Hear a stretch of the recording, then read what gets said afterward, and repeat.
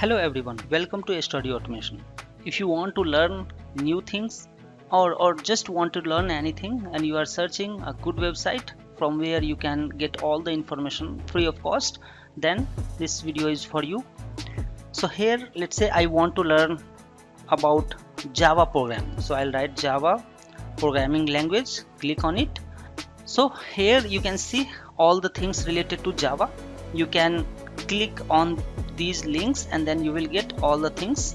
Apart from that, you can also click value types in Java, Google style, Java style guide, useful links, and then 3 more things that we have. Awesome Java 8. So if you just click on it, it will take you to that particular website or GitHub page from where you can get all the things related to Java. For example, we are here and then you can see all the libraries, frameworks available for Java. Just click on each link and then you will be able to navigate to that. Similarly, we have Java programming course. You can click on it and then it will take you to that website. From here you can search any programming language. Let's say if I'll say Docker, and then it will tell you the Docker related stuff.